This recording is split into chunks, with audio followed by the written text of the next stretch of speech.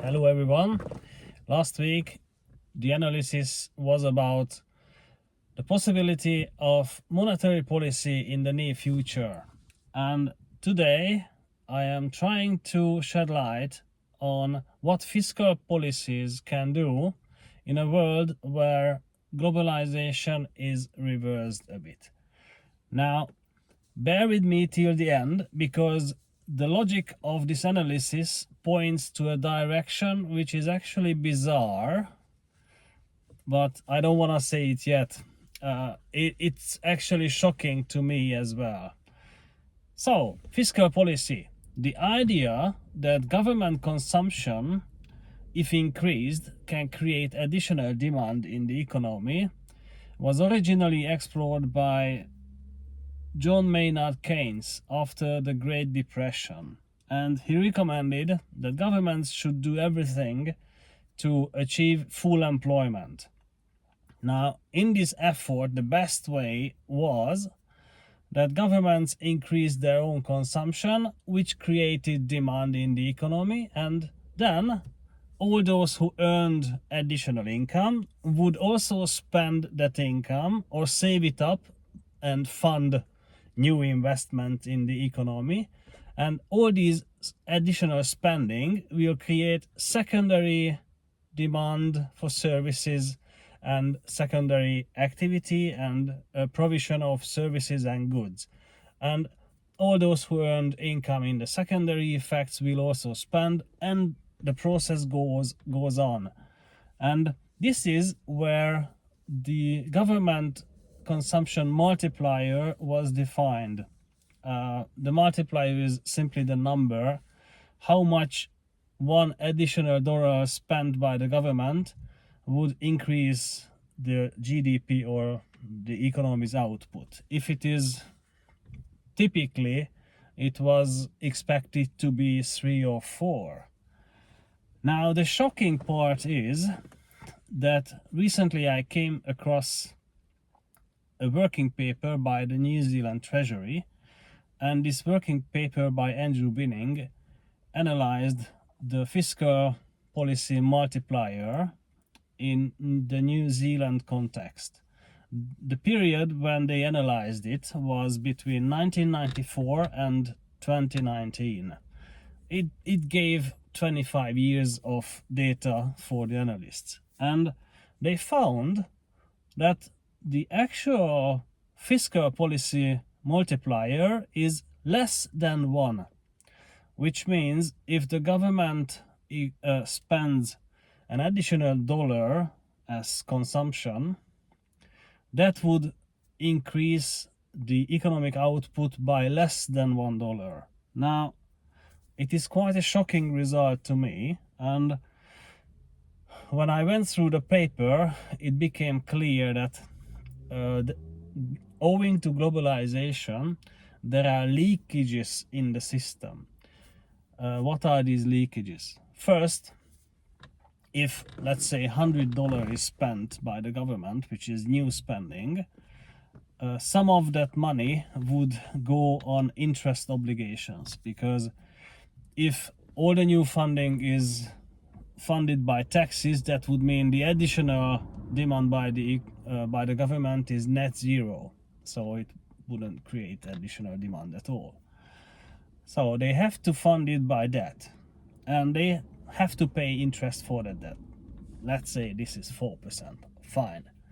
Now, in the original way of the government expenditure multiplier, the defining factor was that when additional income is created, that is deposited into banks, and banks should hold a certain percentage of those deposits as central bank reserves. These reserves serve the purpose to secure that the economy is financially solid. That was the security to provide liquidity at all times of the economy. And this reserve obligation was actually the defining factor, how effective the multiplier was. If the reserve obligation was smaller, the multiplier was more effective. Now, let's say this reserve obligation is 10% of new deposits. That's quite common. After the GFC in 2008, it is still quite common. Now, okay, but when people earn additional income, they will also pay tax on that income. And in the New Zealand context, this additional the level of overall taxation is roughly 22%. So either by corporates or by individuals, let's say eventually this additional $100 spending will create $22 additional revenue in taxes. So it decreases the original size of the stimulus package already significantly. Now, if in the supply chain there is any leakage which is owed to imports, that will mean additional income is spent abroad and it's not gonna stay in the economy. And let's say this import proportion of any supply chain is just 20%. Now, if we add up these percentages, 20% on imports, 22% on taxes, 42%, 10% on reserve obligations, now that's already 52, and let's say 5% on interests, 57%. So the additional 100% is now just 43%. And of course, I didn't say that in a globalized context, when trade is free, it is also free to purchase foreign securities. So investments may go abroad. So all those who can save up money from their incomes can spend them on overseas investments. And those spendings will not stay inside the economy either. Now, if this 43% is just multiplied in all the next stages of economic activity, and we add up these numbers, that is a sum of a geometrical series. It will not be one ever.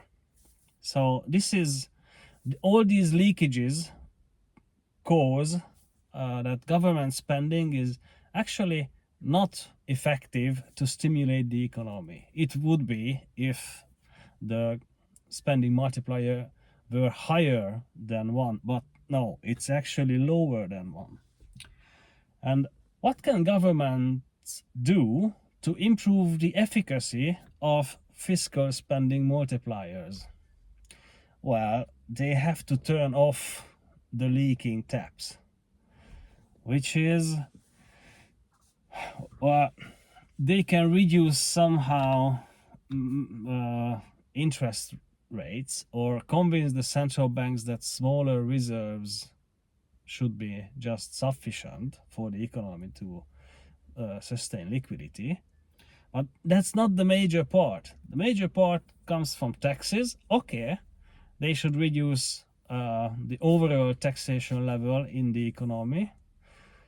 But yeah, it's a question how they can manage to decrease interest rates at the same time. But let's say they can do it somehow. They can tighten up government spending on other channels.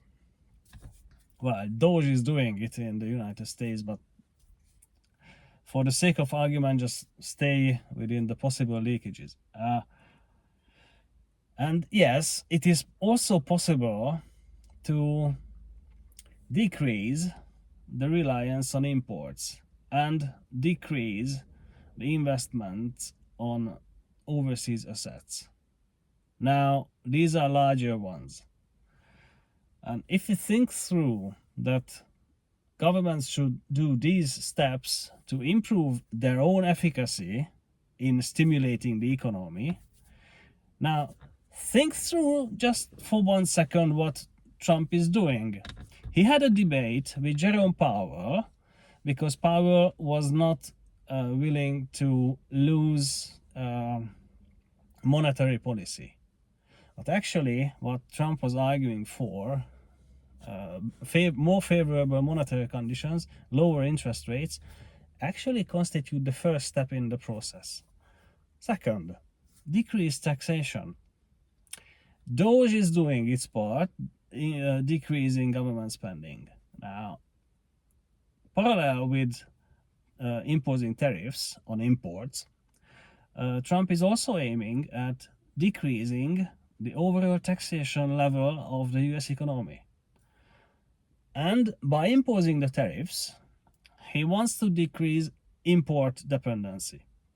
And also, he attempts to attract back manufacturing into the United States. So in this bizarre way, Trump is actually improving the fiscal efficacy of the US Treasury.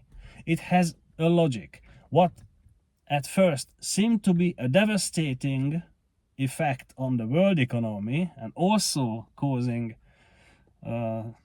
recession in the United States, the tariffs, actually has a weird logic how to improve the government's power. And this is when my thinking just stopped.